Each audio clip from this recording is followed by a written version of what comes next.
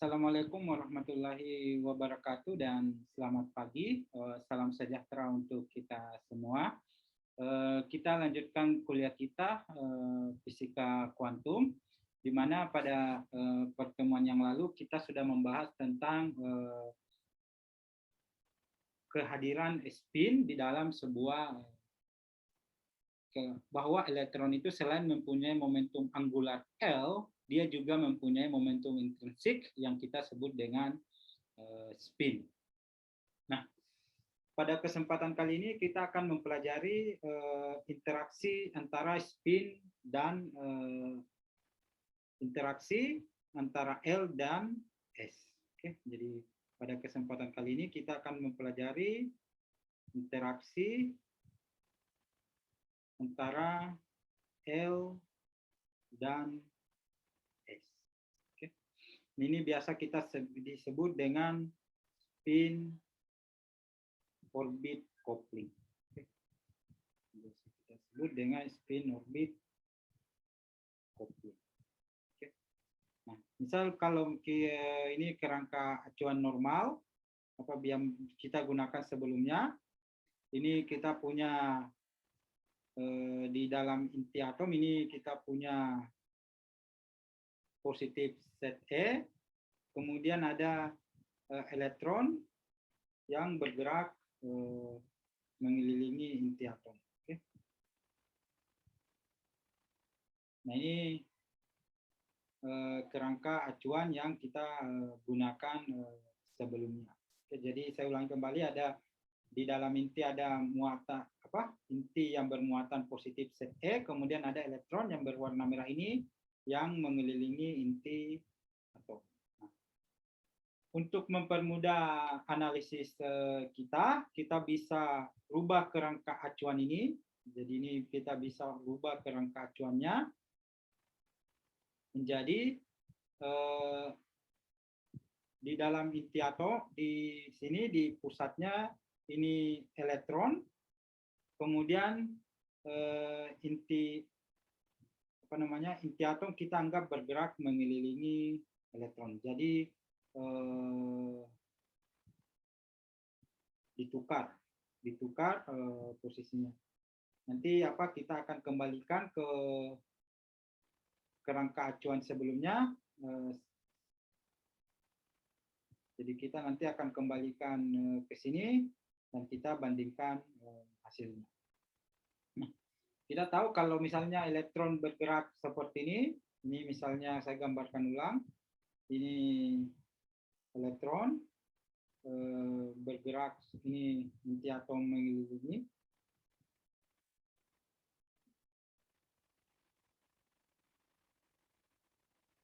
Nah, gerak inti atom ini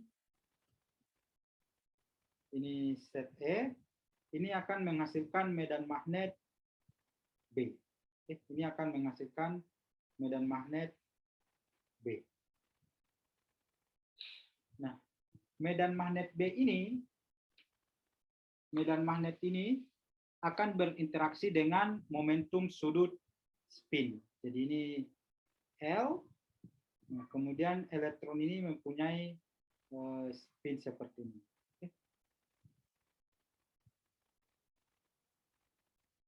Nah, karena yang kuning ini spin ini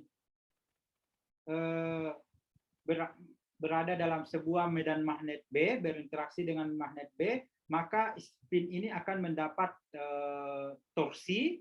Spin ini akan mendapat torsi sehingga spin ini akan berotasi seperti ini. Jadi spinnya akan berotasi seperti itu.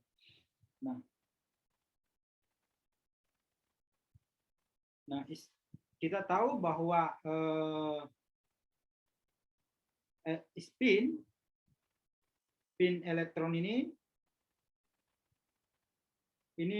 menghasilkan momen magnetik μs, dan ini saya tadi sudah jelaskan bahwa μs ini mendapat torsi dari B.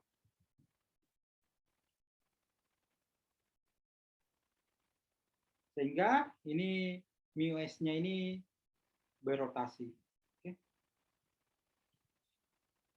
Dan μs ini mempunyai energi, interaksinya ini mempunyai energi interaksinya,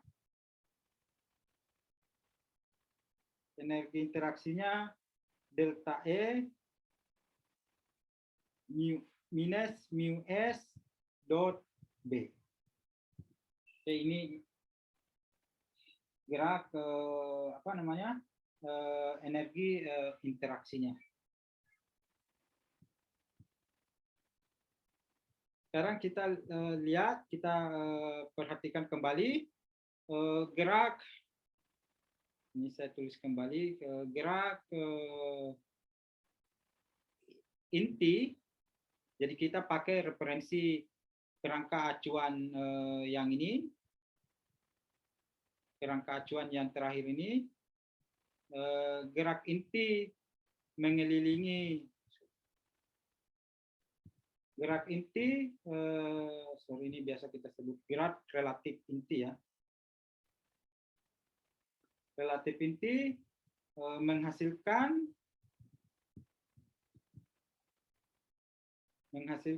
medan magnet B ini sama dengan mu0 ZE 4pi M E R pangkat 3 kali dengan L. Oke. Sedangkan momen magnetik inti, momen magnetik, momen spin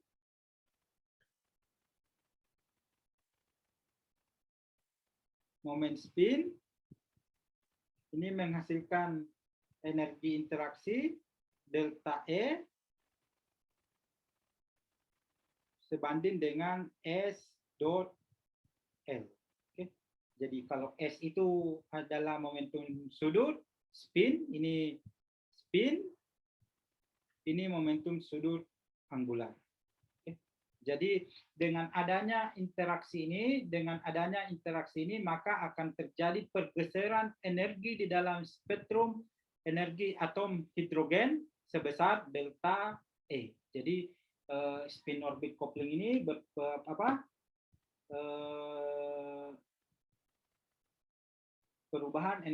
menyebabkan perubahan energi level elektron. Okay. Jadi interaksi keduanya ini tuliskan interaksi L dan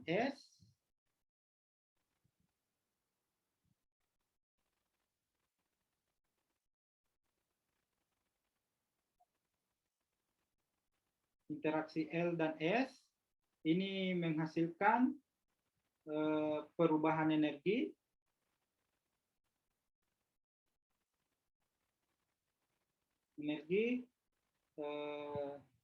level elektron di dalam atom.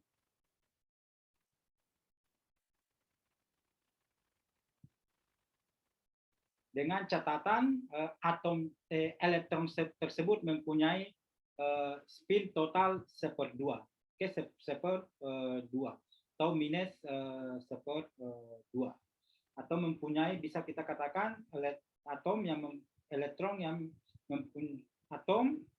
yang mempunyai momentum sudut total tidak sama dengan 0. Oke.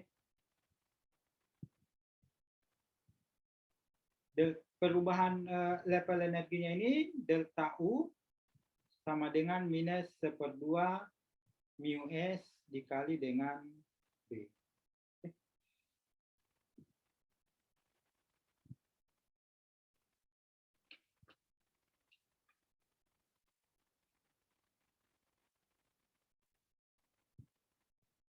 Misal seperti ini perubahan level energi,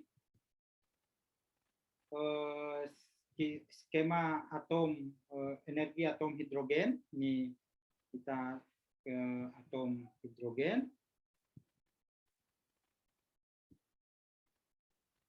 Untuk N sama dengan 1, N sama dengan 1.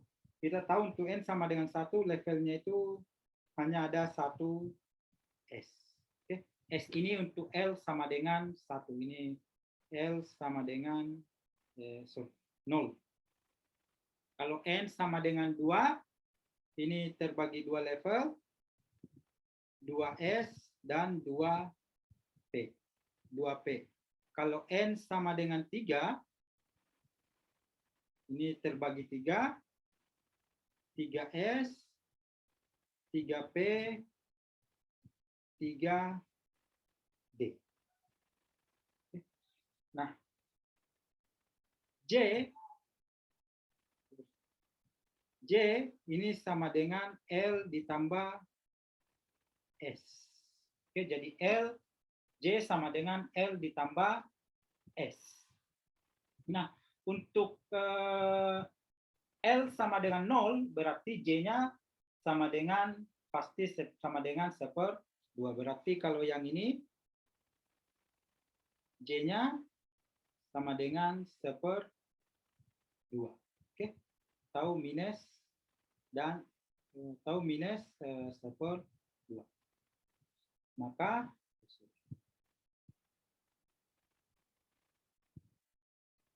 J-nya sama dengan 1/2, maka level energinya dia tidak berubah. Ini jadi 1S/2. Nah, kemudian untuk yang kedua, ini L sama dengan 1. Ini L sama dengan 1. L sama dengan 0. S itu L sama dengan 0. Ini tidak berubah. Tetap 2S/2. Nah, sekarang untuk P, L sama dengan 1. Maka untuk L sama dengan 1, ini L sama dengan 1, dan S sama dengan 1/2, maka J, L tambah S berarti 3/2, atau, nah, kalau dia paralel, L dengan S paralel berarti sama dengan 3/2, tapi kalau dia anti paralel atau berlawanan arah, J sama dengan 1 dikurang 1/2. Tahu J sama dengan 1/2. Sehingga energinya ini split atau terpisah. Jadi 2P ini terpisah menjadi 2P 3/2 dan 2P 1/2. Oke. Jadi karena ada interaksi spin orbit interaction atau spin orbit coupling, level energi 2P ini berubah menjadi 2P 3/2 dan 2P 1/2. Di mana didapat 3/2 ini 1 ditambah 1/2 atau 1 dikurang 1/2. Sekarang untuk level yang ketiga, ini N sama dengan 3, S-nya tetap 3S 1/2. Yang ini bisa jadi 2, 2P 1/2, 3P 1/2, ini 3P 3/2. Nah, sekarang L sama dengan 3. L sama dengan 2. D ini 3D, L sama dengan 2. Berarti ini J-nya bisa bernilai 5/2 atau J sama dengan 3/2. Di mana didapat 5/2? Ini 2 ditambah 1/2, 3/2, 2 kurang 1/2. Sehingga ini level energinya ini terpisah menjadi 3P 3D 1/2, ini 3D 3D 5/2. Oke. Jadi level energinya berubah. Oke. Nah, coba perhatikan untuk J, misalnya untuk J 5/2, misal J 5/2,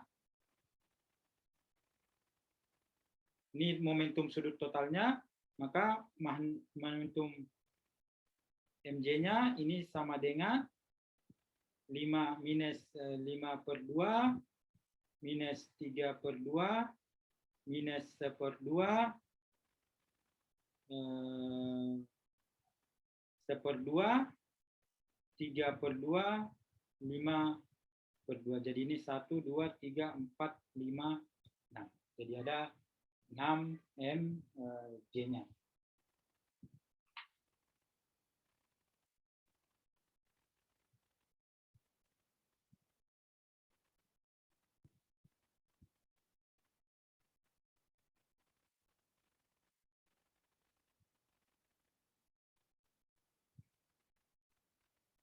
Nah, apa namanya? Efek seperti ini, efek spin orbit coupling ini ini bisa menjelaskan anomali efek Siemens yang kita jelaskan, dan struktur halus atom hidrogen.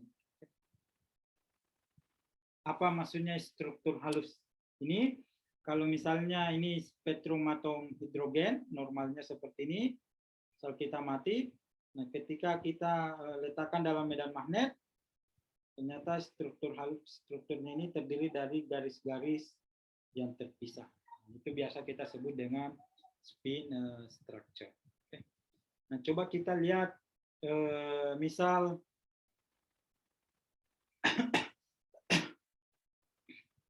ini N, misal transisi dari N sama dengan 3 ke N sama dengan 2. Ini transisinya. Kalau normal, ini transisi ini akan menghasilkan gelombang elektromagnetik. Nah, ketika kita letakkan di dalam medan magnet, maka kita tahu tadi N sama dengan 2, ini terpisah jadi 2s/2. Kemudian ini 2p 2p/2.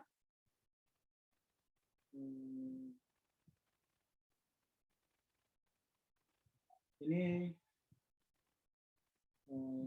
2p 3/2. Kemudian yang di sini 3, ini terpisah jadi 3s/2, terpisah menjadi 3p/2, 3p/2.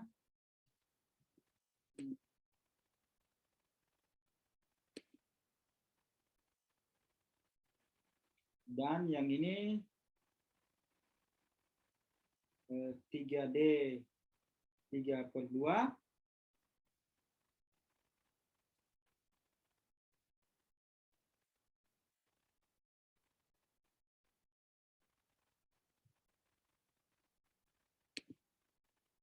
Dan 3D 5/2.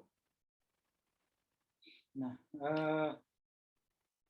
di dalam atom hidrogen ini nanti ada namanya kaidah seleksi, di mana kaidah seleksi ini mengharuskan bahwa transisi delta L ini harus plus minus 1. Oke. Dan delta J ini bisa 0 atau plus minus 1. Dan delta MJ ini 0 plus minus 1. Artinya apa delta L plus minus 1? S hanya bisa bertransisi ke P, dan P D, S ini tidak bisa bertransisi ke D, karena ini delta L-nya sama dengan 2. Tapi L, S bisa bertransisi ke P atau P sebaliknya. P bisa bertransisi ke D, atau D ke P. D tidak bisa bertransisi ini ke S karena delta L-nya lebih besar daripada 1. Jadi delta L harus plus minus 1. Ini biasa disebut dengan selection rule.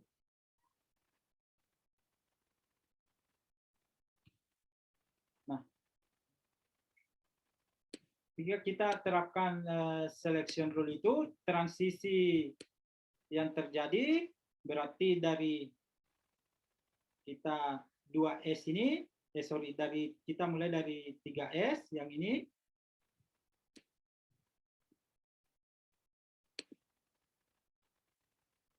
S, maka kalau L-nya plus minus 1 berarti dia hanya bisa bertransisi ke kulit P.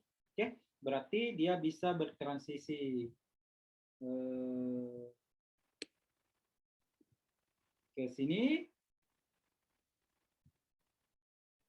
Ini L-nya J-nya di sini 1/2, sini 1/2 berarti J-nya bisa 0 atau plus minus 1. Nah, di sini dia juga bisa bertransisi ke sini. Nah, ini delta J-nya sama dengan 0.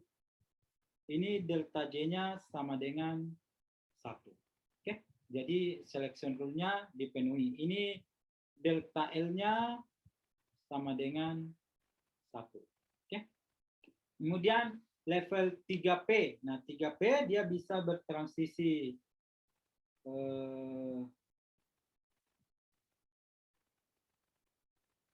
ke S, ke sini,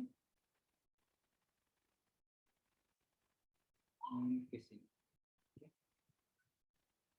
Kemudian yang 3D, dia hanya bisa, D cuma bisa bertransisi ke ini, ke P, berarti ini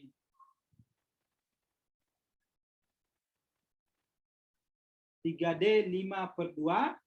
Coba perhatikan 3D 5/2 hanya bisa bertransisi ke 3P/2 karena ini delta J-nya sama dengan 1.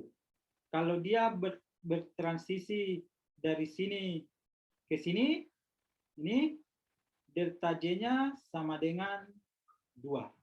Ini tidak bisa. Oke? Ini tidak bisa.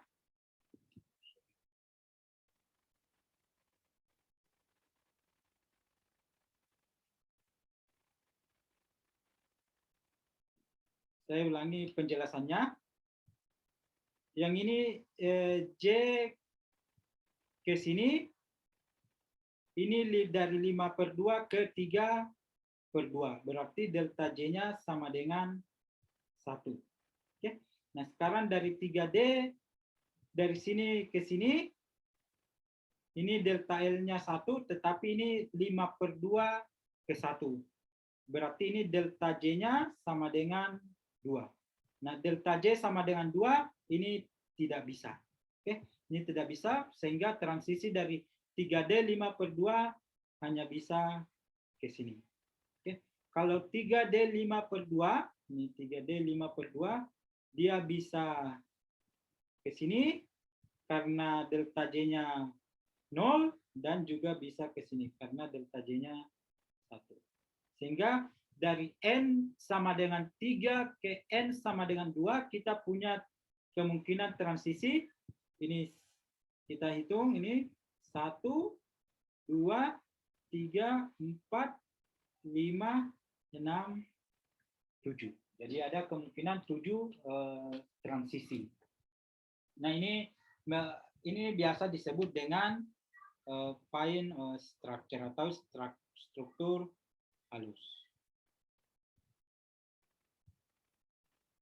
Nah, coba kita lihat. Ya, jadi ini bisa menjelaskan struktur halus dari spektrum atom hidrogen. Coba kita lihat pembahasan kita kemarin.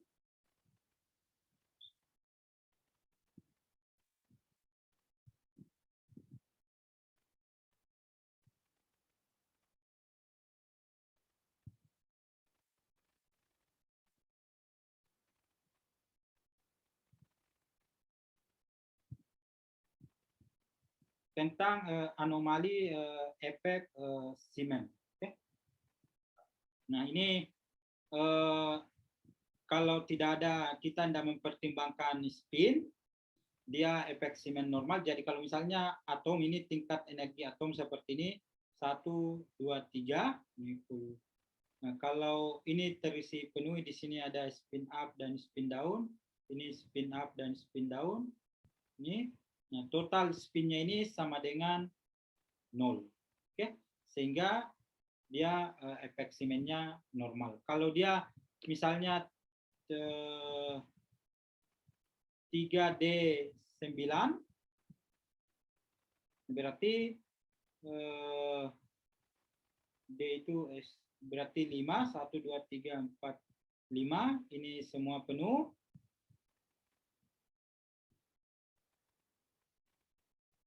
Dan ini ada yang tidak berpasangan. Nah, tidak berpasangan inilah yang menimbulkan spin Stafford 2. Oke, coba kita lihat yang ini terjadi anomali karena dia terpisah jadi 4. Sedangkan kalau prediksinya kemarin menurut Petsiman, kalau 1 itu hanya ada 3. Tetapi kalau kita perhitungkan spin orbit coupling, atau dengan kata lain spinnya itu atomnya itu mempunyai spin total 1/2, maka dia bisa terpisah jadi 4 seperti ini. Nah, dari mana asalnya ini? Ini sebenarnya bisa kita jelaskan.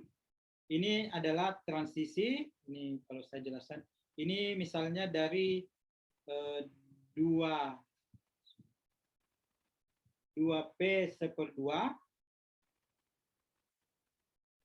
2P/2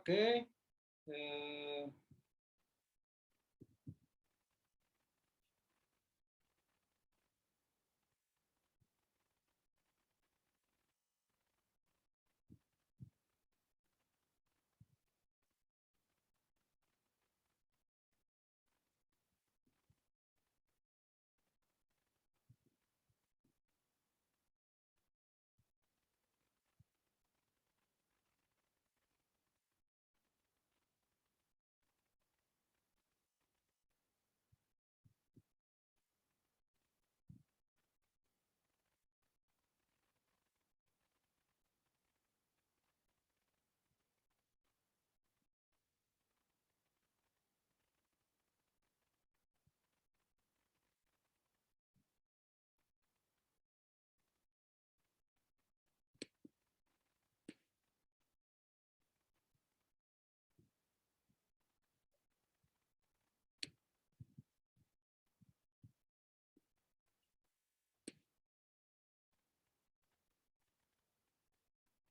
Nah, sorry, ini saya, jadi apa namanya, ini kenapa menjadi 4? Ini menjadi 4 karena kita tahu kemarin efek Siemens itu memecah energi menjadi 2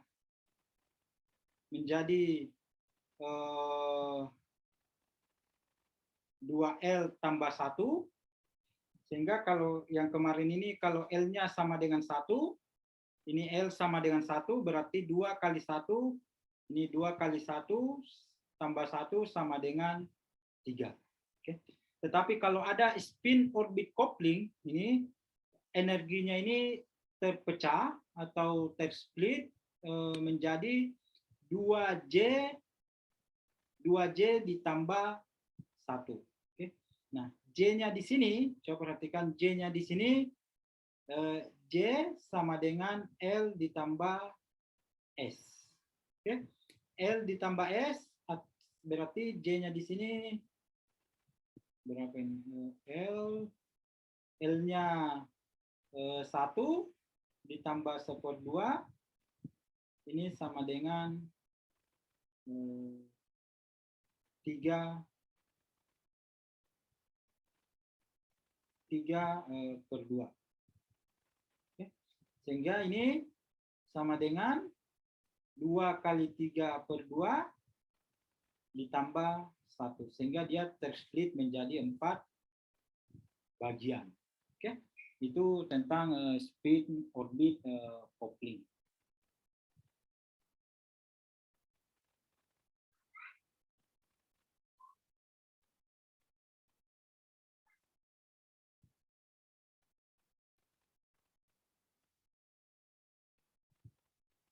Kemudian untuk yang kedua ini L, kalau L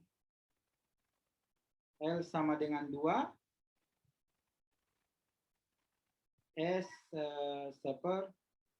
Kita tahu ini J-nya sama dengan 5/2, maka energinya ini akan terpecah menjadi 2 kali 3/2, 5/2 ditambah 1. Jadinya 6. Makanya di sini jadinya 6 ini. Oke, jadi apa namanya? Interaksi antara spin orbit coupling ini menghasilkan jadi ini kita bisa menjelaskan anomali efek Siemens. Jadi apa namanya?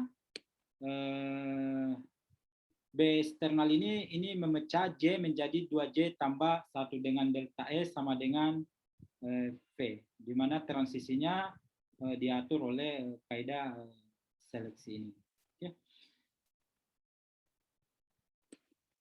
Nah, itu tadi penjelasan tentang spin orbit coupling dan bagaimana kita menjelaskan hasil eksperimen anomali efek Siemens dan struktur halus atom hidrogen. Nah, interaksi spin orbit coupling ini juga sangat penting ketika kita menjelaskan level energi elektron di dalam sebuah material. Ini mode ini diindus oleh relativistic spin orbit coupling pada material SR, IR, O4. Nah, ini bisa kita lihat di sini bahwa spin orbit coupling ini pipe D, ini biasa kita sebut dengan D elektron, itu terpecah menjadi 2, 5/2 dan 3/2. Karena adanya crystal field, energinya ini terpecah menjadi seperti ini. Oke. Sehingga level energinya terpecah menjadi 1, 2, 3. Ini disebabkan oleh medan kristal dan spin orbit coupling. Sehingga sehingga kalau kita lihat perhitungan band structure-nya, ini bisa kita lihat bahwa yang realistis itu ketika dia menggunakan LDA, spin orbit coupling, dan U, ini dia dapatkan hasil yang realistis. Oke, dia adalah mode insulator. Mode insulator itu artinya tidak ada pita energi ini yang melintasi tingkat energi Fermi, dan itu didapatkan ketika dia memasukkan spin orbit coupling effect dan ini biasanya Hubbard effect U. Nah, salah satu senior Anda sekarang sedang bekerja dengan mencoba memasukkan efek spin orbit coupling dan Hubbard correction U pada material pyrofluor. Jadi kalau Anda misalnya tertarik untuk calculation physics, calculation solid state physics, nah yang kita kerjakan itu seperti ini. Ini titik ke point simetrinya. Nanti ini semua kita bandingkan dengan ARPES dan teknik spektroskopi lainnya. Oke, sekian dan terima kasih untuk video kali ini. Lebih dan kurangnya mohon dimaafkan. Saya akhiri. Assalamualaikum warahmatullahi wabarakatuh.